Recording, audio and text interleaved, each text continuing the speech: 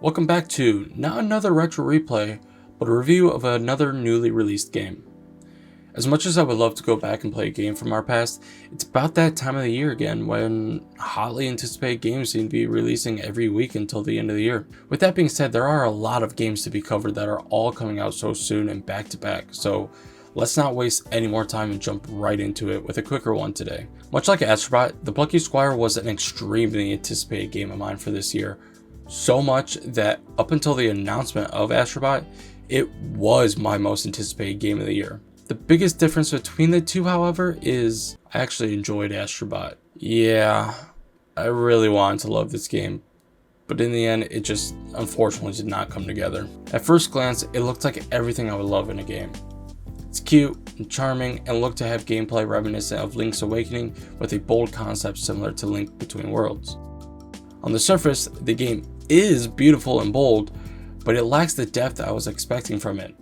From a Devolver Digital game no less. The game swings big with a unique and bold concept in both art and gameplay, but the poor execution from its repetitive and dull combat, surprisingly simple puzzles, and small annoyances such as bugs and constant time-consuming animations are what holds this game back from maybe even being good. The harder you swing, the harder you miss. That's a saying, right? Well, if it isn't, it should be for this game because this game is a big miss for sure. And look, I know it sounds like I'm being really hard on this game, but genuinely, aside from the beauty and the charm of it all, I struggle to find another satisfying aspect. The game uses this fun 2D to 3D mechanic and its storybook setting to cleverly infuse adventure game with puzzles. So much that you would probably just call this game a puzzle game. And it does these puzzles fine. That's the problem. They're just fine. There may have been one or two puzzles that had me leaning back in my chair thinking it over in my head, but I wouldn't ever have to think too hard and long. And hey, there are some clever puzzles that are solved in unique and interesting ways. The problems I have though is how simple they can be, and that seems to be the theme of the game. The game is set up with many interesting mechanics and ideas that are never appropriately fleshed out because the game insists on holding your hand through the whole journey. Take these word puzzles for example. By popping out and rearranging words in the narration scattered throughout the pages, you can alter the world and the things in it in different ways. You may think they look interesting and clever and maybe even thought-provoking, but then you would be a fool because the answer you're probably looking for is most likely going to be found in the very next narration you stumble across. Even later in the game, this is still true. These puzzles never evolve from itself. It's never challenging enough to have you really test the waters and fully explore the capabilities of this mechanic, which is all the more frustrating because you can see the vision and potential they had for it. Even the bread and butter of the game, traversing from 2D to 3D, is rather disappointing because while having the ability to manipulate the pages of the 2D world from the 3D world is conceptually brilliant, it feels almost choring. Knowing what you have to do to solve a problem 3 steps ahead, then going through the motion of hopping out, turning page, and hopping back in over and over again is just tedious and unsatisfying. I would have loved to have seen, or in this case, not seen, what options I would have ahead of time while in the 2D world, making me more curious of what's available in the 3D world. The game was designed for these different types of puzzles and it just misses the mark. So now just imagine the level of execution that went into the other aspects of the game. This is a fantasy story set in a fantasy world filled with a nice variety of enemies that are destined to be slain. And while they do be slayed. While they do be slayed, the act of doing said slaying is boring and not at all rewarding. The game has a progression of unlocking new attacks and moves that can then be upgraded, but even playing on the standard difficulty, cause there is an easy mode shockingly, none of these actions matter. Every enemy acts the same. Even simpler, they are all vulnerable to the same attacks, never forcing you to strategically switch up your playstyle, allowing for you to just spam whatever attack you like the most. Sure, the spin attack is more effective for groups of enemies, but it's not like an oncoming group of enemies warrants any more caution. Thankfully, sporadic boss encounters switch up the mundane combat. Instead of fighting with your sword, you'll fight with your hands in a fight that plays like Punch-Out, or use drumsticks to rhythmically deflect incoming projectiles. These are great interruptions for an otherwise easy vanilla combat system, but it certainly does not make up for it. So by the way I'm talking about this game, you might be noticing a pattern. The game just does not challenge the player enough. Conceptually, everything works. As much as I've been dogging on this game so far, it's important to note that while most of these features don't live up to their potential, none of it is offensive enough to classify this game as being bad. It all does come together to make a complete experience. There's just not much of a challenge there. This game may have been designed for kids in mind, but I refuse to believe it was conceptually made for them solely. Sure, it takes place in a child's bright and colorful storybook, but I believe the concept of traversing from a 2D world to a 3D one is an idea that appeals to the hardcore gamer that enjoys both 2D and 3D adventures similar to past Zeldas.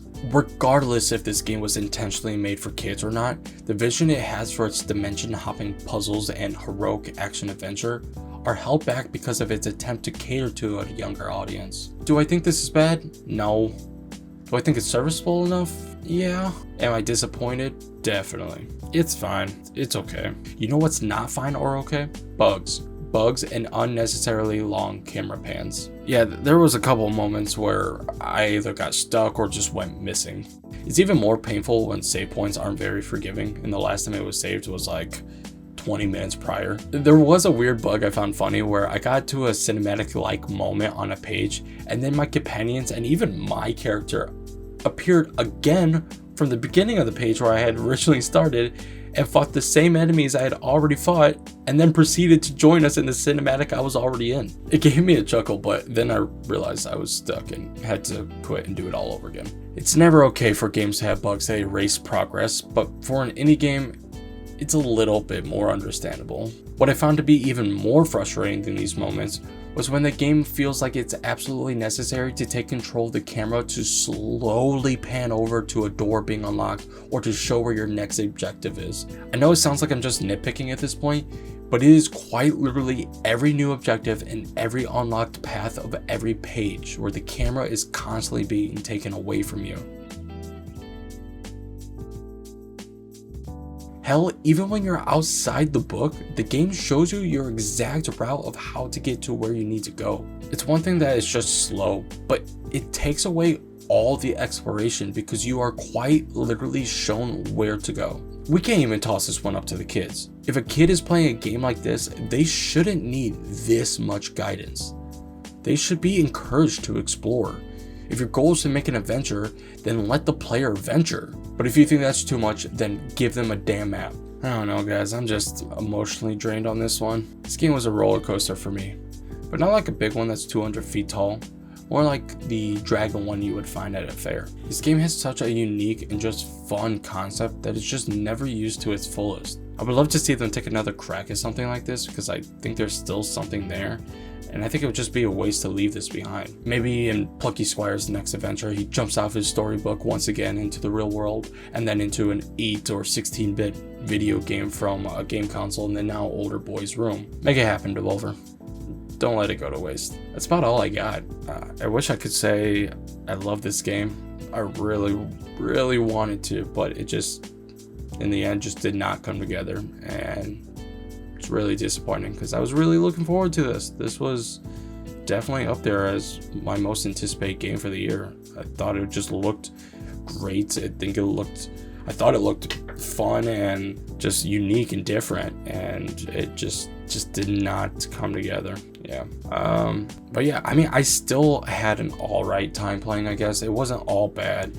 It just at some points it felt like it really got to just being a chore. Like I said, it was really boring at times, and by the end I was ready for it to be over because I just was not enjoying myself. I felt like I'd exhausted everything that the game had to offer very quickly, and in the last almost half of the game it just felt like I was just doing what I already was doing before without ever really progressing in anything that was meaningful. And yeah, that was just, by the end I was just ready for it to be over. So that sucks, but I'm glad I did it. I think it was definitely worth the experience of making a video about something that I totally didn't love, which is the first one.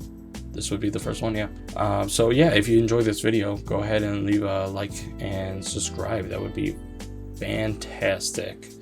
And hey, if you enjoyed my suffering, then stay tuned because The next one should probably also be a doozy. Thanks again for watching, and I'll see you in the next one.